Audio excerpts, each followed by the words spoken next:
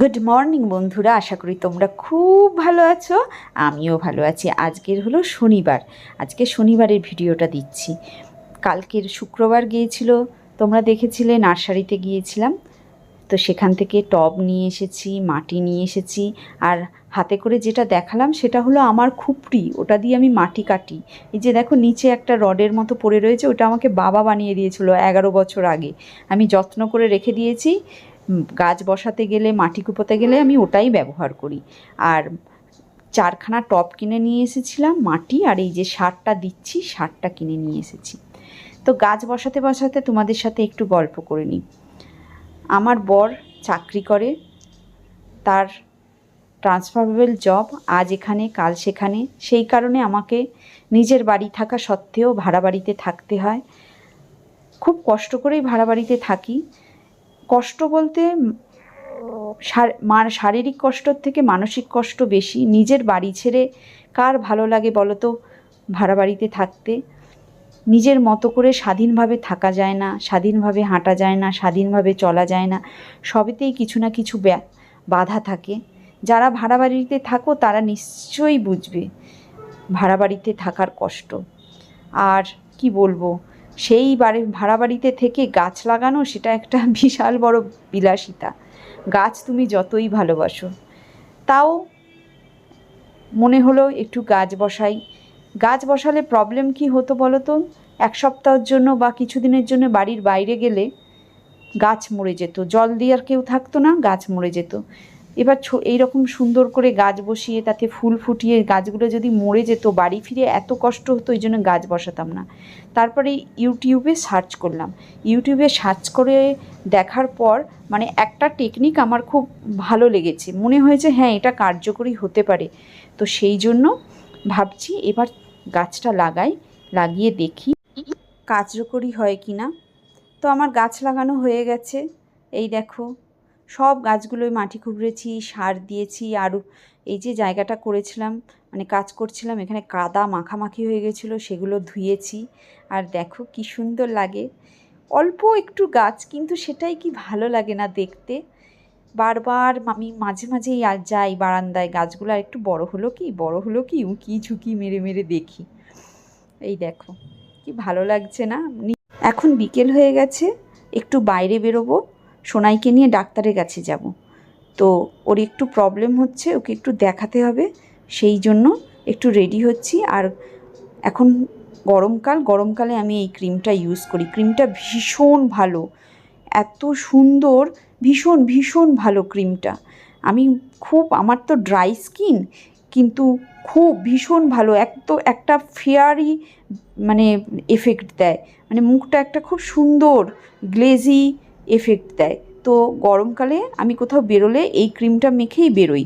অবশ্য বিকেলের দিকে, সকালের দিকে আমি সানস্ক্রিন মেখেই বেরোই, কিন্তু এটার মধ্যে আবার SPF 50ও দেওয়া আছে। সকালবেলা মেখে বেরোলেও কোনো প্রবলেম নেই। দেখো স্কিনটা কি সুন্দর হয়ে গেল, একদম একটা স্মুথ এফেক্ট দিল। ভীষণ ভালো ক্রিমটা, তাই তোমাদেরকে এত ঘুরিয়ে ঘুরিয়ে দেখাচ্ছি। আর বেরোনোর আগে একটুখানি চা খাবো, অবশ্যই লিকার চা। আমরা বেশিরভাগই লিকার চাই খাই। আর এই যে রাজা বসেছে চা। ডক্টরের চেম্বারে চলে এসেছি, এসে ওয়েট করছি। ডক্টর চেম্বার থেকে বেরিয়ে মেয়ে বাড়ি ফিরবে না। আজকে স্যাটারডে, এমনিও মাম্মামের ড্রয়িং ক্লাস থাকে। আজকের ড্রয়িং ক্লাস ছিল না, সেই জন্য আমরা ডক্টরের চেম্বারে গিয়েছিলাম। আর যেহেতু প্রত্যেক স্যাটারডে আমরা একটু ঘুরতে বেরোই, সেই জন্য আজকের আমাদেরকে ঘুরতে বেরোতেই হবে। তো আমরা মোটামুটি খুব একটা যে এদিক ওদিক যাই তা নয়, একটা জায়গায় যাই। জায়গাটা দীঘার খুবই কাছে, শৌলা, ভীষণ ভালো জায়গা। তো এখন যাচ্ছি। রাজা ভীষণ জোরে বাইক চালাচ্ছে। এই যে আমরা শৌলায় এসে গেছি। শৌলাটা ভীষণ ভালো, বিকেলবেলার দিকে এলে দূর থেকে আবার সমুদ্রও দেখতে পাওয়া যায়। আর এখানে মানে এই বিকেলবেলার টাইমটায় না বাজারে একটু ছোটোখাটো বাজার বসে। এই বাজার বসে কি বলতে কি, এই যে মাছ বিক্রি করতে বসে, সামনেই তো সমুদ্র, সেখান থেকে বিকেলবেলা এই যে নৌকাগুলো আসে, তো মাছ বিক্রি হয় আর কি। তো আমি রাজাকে বলছি একটু মাছ নিয়ে নেবে নাকি, বাড়িতে মাছ নেই। রাজা বলল না, আজকের আর নেব না, এই দেখো ব্রিজ শুরু হয়েছে। ব্রিজ বলতে গেলে এটাই হলো দীঘার মেরিন ড্রাইভ। এখান থেকে মেরিন ড্রাইভ শুরু হচ্ছে শৌলা থেকে, আপ টু দীঘার খানিকটা গিয়ে শেষ হয়ে যায়। আর এখন মেরিন ড্রাইভ বন্ধ আছে, মানে দীঘা পর্যন্ত যাওয়া যাচ্ছে না। ওখানে ব্রিজ আছে, ব্রিজে কাজ চলছে, প্রায় 6-7 মাস বন্ধ থাকবে। তো এই আমরা এসে গেছি। এখানে প্রচুর দোকানপাট আছে, খাওয়া দাওয়ার সুবন্দোবস্ত আছে। আর এই যে আমি একটু আমাকে দেখিয়ে দিচ্ছি, দেখে নাও আমাকে। এই দুটো বাদাম নিয়ে আসলাম, একটা খামি আর খাচ্ছি। আমাকে দাও। দেখ তোমাকে দেবো।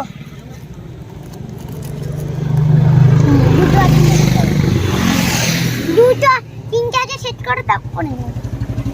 তোর মতো না নাকি এক একবারে 10টা খেয়ে নেবে।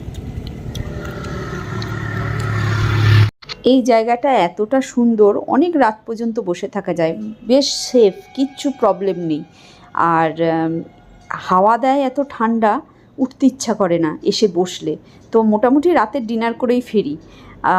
আজকের মুড়ি মাখা, মানে একদম হেলদি, কাঁচা ছোলা কড়াই মাখানো, মানে দিয়ে একদম মানে সুন্দর করে হেলদি মুড়ি মাখা আর চপ। এই হলো আজকের আমাদের রাতের ডিনার। এখন বকবো আর মুড়ি খাবো। খেতে খেতে মানে মোটামুটি আমরা এখান থেকে 9টা 9:30টায় উঠি। আজকের অবশ্য মেঘলা ওয়েদার, তাই জন্য একটু তাড়াতাড়ি উঠে পড়বো।